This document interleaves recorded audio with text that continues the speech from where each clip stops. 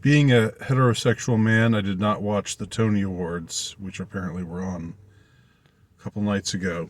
However, it was brought to my attention by a media source that there is a new production of the musical Cabaret, and that the actor who plays the MC, the part that was popularized by Joel Grey in the initial run of Cabaret. Now, I do, I should add, while heterosexual, I do enjoy some musical theater,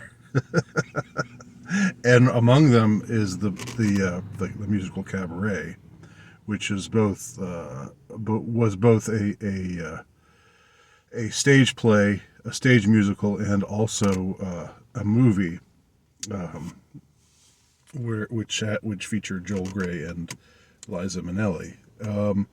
And the theme of this, both the play and the movie, is, or I shouldn't say the theme, the storyline involves how Weimar Republic, Germany, specifically Weimar, Berlin, where where Weimar was at its most Weimarish, where decadence and depravity and degeneracy truly reigned supreme.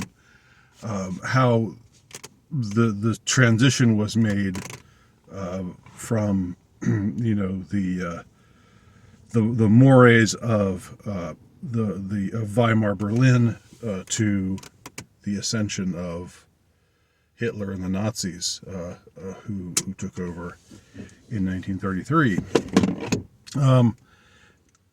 And the play is very provocative in a sense, or I would say it chafes against maybe the current mainstream interpretations of Weimar Germany, which is that it was a wonderful time of great freedom, and that we should all strive to be more Weimarish in our own society. Rather, the play depicts the Weimar Republic as a rather dark and sinister place, and instead of seeing the rise of the Nazis, or the takeover of the Nazis, as being somehow in opposition to the degeneracy of Weimar Germany, it almost is as though in the world of the Cabaret, one is ushered into the tyranny that that took over in 33, and that it's almost like it took the one the one kind of evil to open the door to this new kind of evil. So rather than seeing some radical discontinuity between Weimar Germany and Nazi Germany, the whole idea of the play is that it was in some way due to the loss of conscience, how the conscience was the human conscience was just submerged in acid, in the acid that was the degeneracy of the Weimar Republic, which is in the play is associated with this cabaret show, and specifically associated with the character of the MC, who is this seemingly very jovial sort of figure, who in the opening number welcomes you to the cabaret. But it turns out in the end that this this personage who seems to be, in his original incarnation, he's painted up in white. So he has this very demonic sort of element to him. And what we finally see happening is he lets lets the Nazis take the stage, and so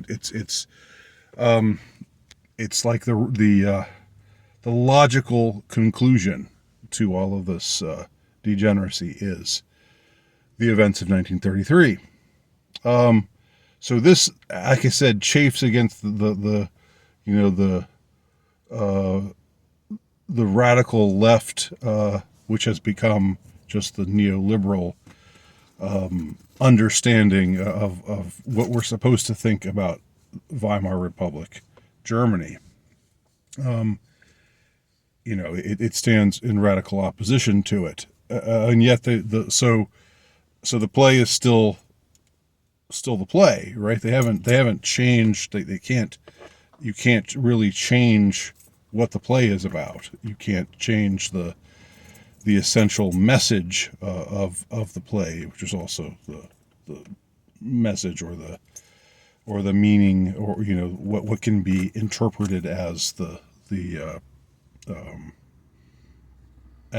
message or the moral of the story, if you want to put it that way. It was nothing quite that crudely moralistic, but there was still that element there of, you have this atmosphere where anything goes.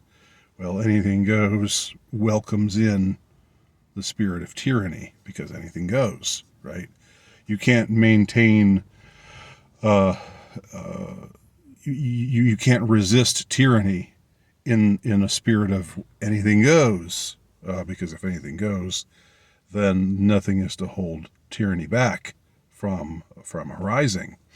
Moral relativism gives rise to tyranny. And so the way that the cabaret is depicted, is very, sexually depraved. You have the MC who has this, who enjoys indulging in innuendo of all kinds, and then there's the Kit Kat girls. It's called the place is called the Kit Kat Club, and the girls are all in leather and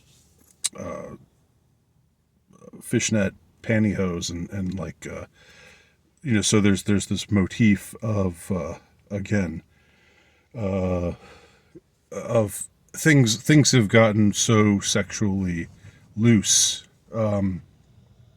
Now, what's interesting is that I guess that some people are thinking that the new guy who plays the MC is a little weird for certain, or they don't like his interpretation of the character. But I don't really know if that's relevant or interesting as far as what I'm discussing here. But what I saw when I was referred to this particular scene that they reenacted at the Tony Awards was that now the Kit Kat girls are represented in a way that is that is more in line with with Weimerica, or Weimerica if you want to pronounce it the German way.